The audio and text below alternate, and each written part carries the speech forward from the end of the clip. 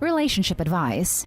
My 27 female husband, 28 male, admitted he only married me to make his sick dad, 57 male, happy. Looking back, I probably should have seen this coming.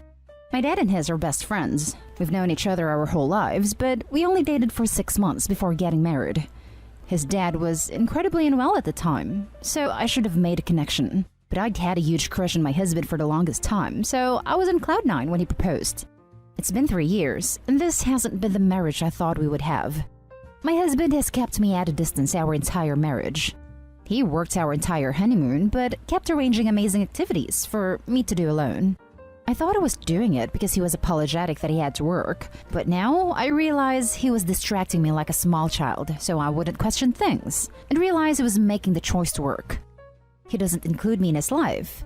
I've never met the majority of his friends despite the fact that he used to meet up with them at least once a month, and it was his idea to keep our wedding very small. His family have a lot of friends and colleagues. They've never had a small wedding before, so everyone was shocked when he was adamant that he wanted to keep things to just family.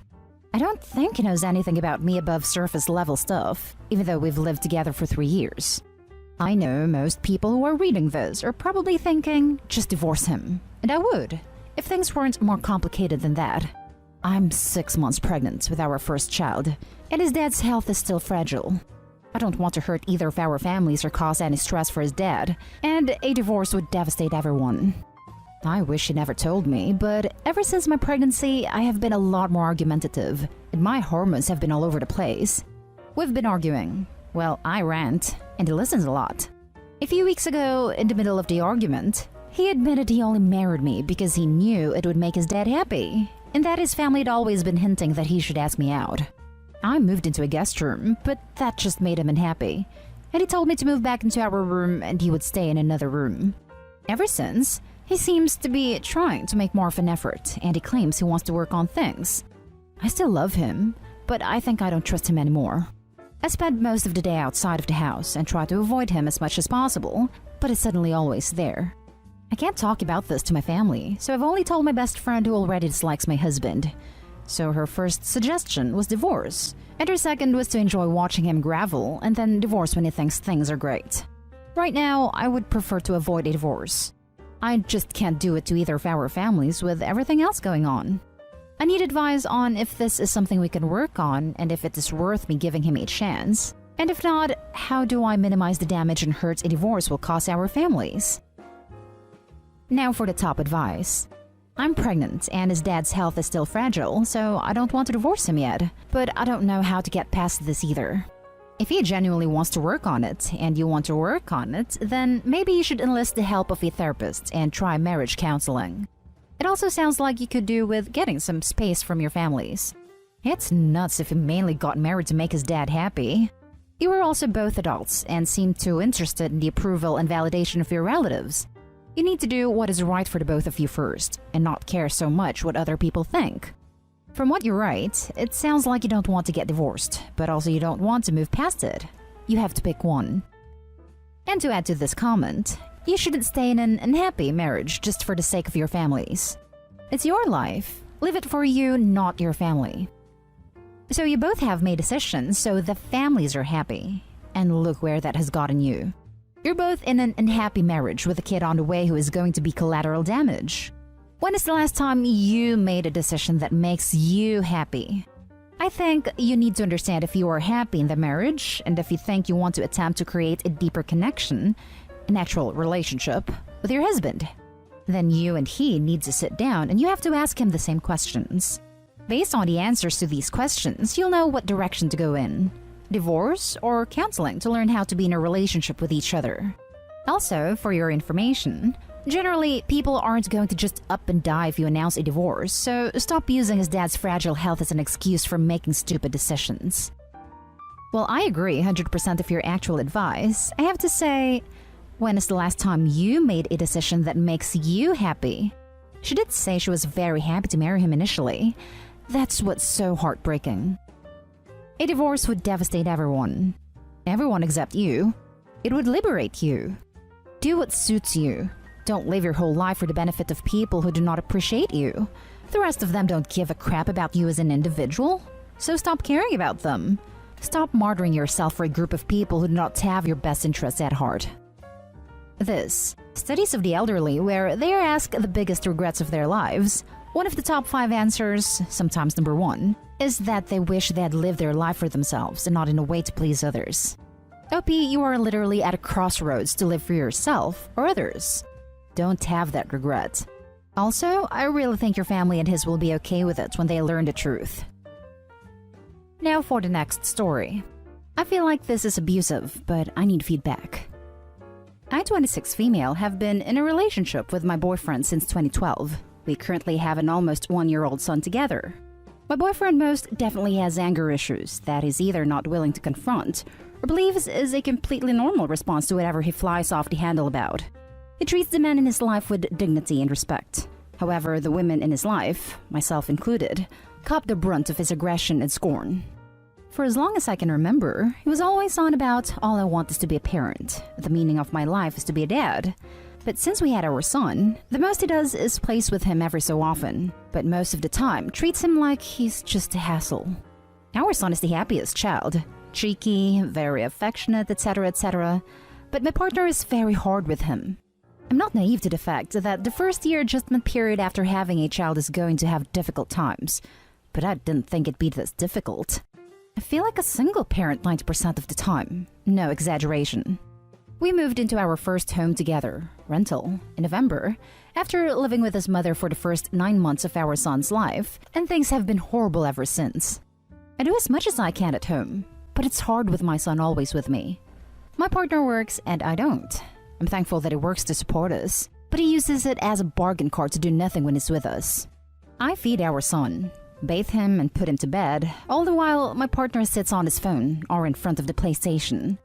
If he asks for anything, he's never polite about it, and if I say no, rarely, he uses a cutesy voice to try and win me over, which doesn't work. Hearing an adult male talk like a child turns my stomach. He's a total narcissist in the way that he believes the world revolves around him. I've gone almost 9 years in our relationship with very few occasions where he's thought of me and done a nice gesture for me just because he wanted to. Whereas I'm the type of person who'll see something while I'm out that I know he'd like, buy it and surprise him with it. I've covered every birthday, every Valentine's, every promotion at work, every significant event that I know normal people would typically celebrate, and honestly, I ask nothing in return. I just enjoy making people happy.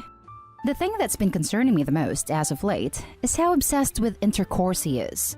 He always has been, but since I've been a full-time parent from 5 a.m. to 11 p.m. most days, I'm freaking exhausted by the end of the night and have nothing left in me to even entertain fooling around.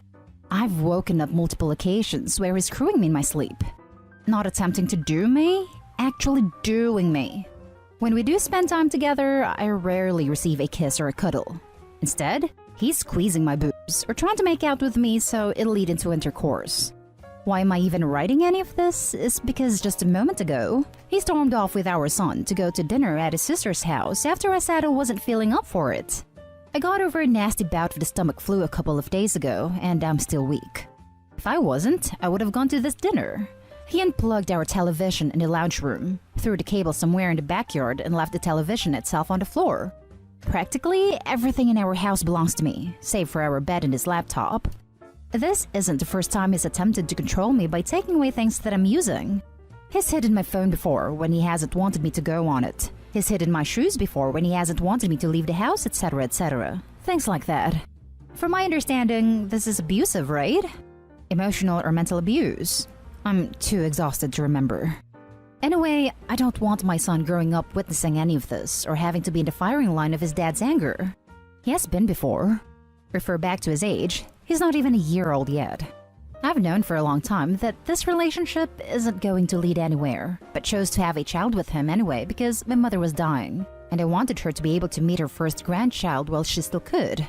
She died when I was 4 months along, but my son is the best thing that's ever happened to me. I'm rambling, but again, what the hell do I do? He's spoken to a therapist a couple of times despite not thinking that he needed to, and things changed for a week or two, but quickly went back to how they were. I've heard talk about him being bipolar. His sister is too, clinically diagnosed, but he denies that he is. He is a former self-harmer, has attempted to end himself a few times, and used to use the threat of self-harm as a way to not make me leave him early in our relationship. I'm just stuck on where I'm at and where to go from here. Ultimately, I know that I deserve better, but I'm thinking more about my son. We both deserve better. Please help. Now for the top advice. You are in an abusive relationship. You need to get out as soon as possible. Please do look up domestic abuse resources in your area and make yourself and your children safe.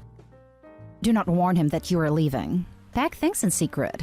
Make a secret plan with your friend or family to get out.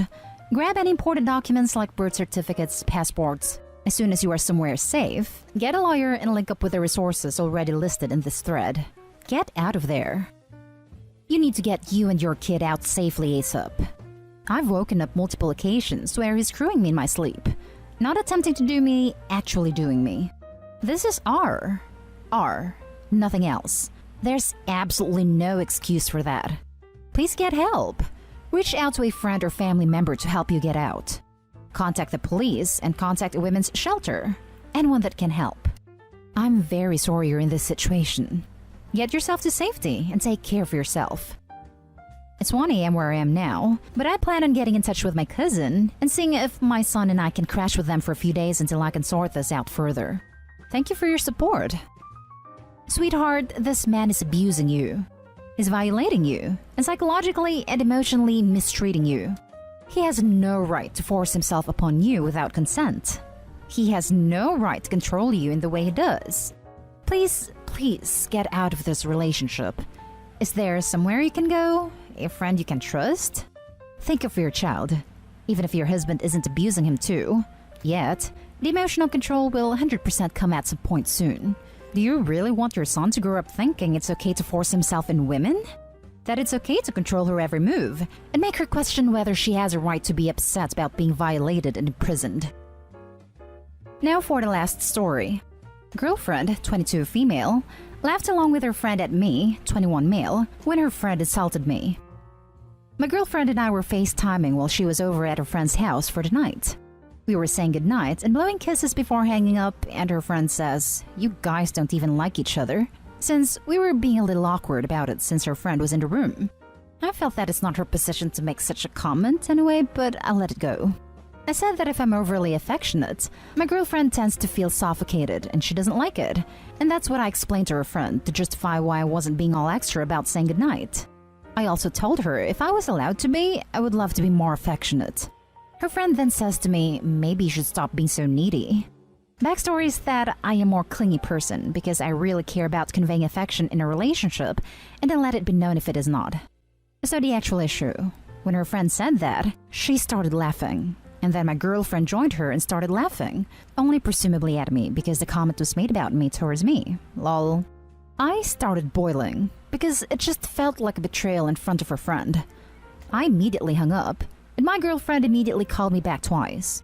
Each time I picked up and asked what she wanted, and hung up when she was trying to say goodnight while still giggling about it. Yeah, it was a petty move in my behalf, but I was angry about several things. 1, her friend doesn't know where the line is, and was allowed to say that without a repercussion from my girlfriend. 2, my girlfriend also joins in the banter with her while I'm sitting there obviously offended. And 3, when she called back and tried to say goodnight the 2 times I hung up, she was still giggling and didn't even realize that comments and the laughing stung. She called back a 3rd time and I didn't hang up this time. Instead, I raised my voice a little and said, "Why do you keep calling me back and just laughing at me?" And then she hung up on me. Her friend DM'd me on Instagram and apologized, to which I said that I forgive her and that she is okay. I told her friend that I actually appreciate how real she is and how she saves her words and gets to the point, and that I'm upset about my girlfriend joining in and laughing at me and my flaw, and not so much that she was laughing with her friend. Now, I'm fuming. Sure, my attitude was petty, and sure I didn't have to raise my voice. Yet, I feel that she did next to nothing to rectify the situation. Sure, she called 3 times, but what good is that when she doesn't apologize and still giggling each time? This is on top of a lot of other issues, so my feelings may seem excessive, but I'm just becoming fed up overall. Now I feel like my actions were the ones that were wrong here because of the fact that my girlfriend hung up on me and ignored my text after explaining why I was pissed. I guess this is half a vent post, but but I'm also curious to see you guys' reaction to this. Edit. We are in a long-distance relationship at the moment. I am only needy with her ever since the long distance because she's really bad with communicating and texting and also interpreting my emotions via text/phone. I notice a lot of you are indeed calling me needy and insecure, and you would be right with both labels to some extent. But it stems from her behavior more so than my own need. We have life things to deal with and choices to make, so there is pressure in figuring things out and not just being up in the air about things. Now for the top advice. It sounds like there is other stuff going on that needs to be truly sat with and felt. This seems like maybe the tip of the iceberg, so to speak. We're doing a long-distance thing right now because she has a busy last semester, and it doesn't sit right with me because I like proximity, and it's been rocky because I have been complaining and naggy. But we ultimately came to a compromise, and I'm respecting her wishes. This is sort of the tip of the iceberg, yeah. Well, it is the tip of the iceberg. Take some time to sit with your feelings and what is truly bothering you. It will make communication easier.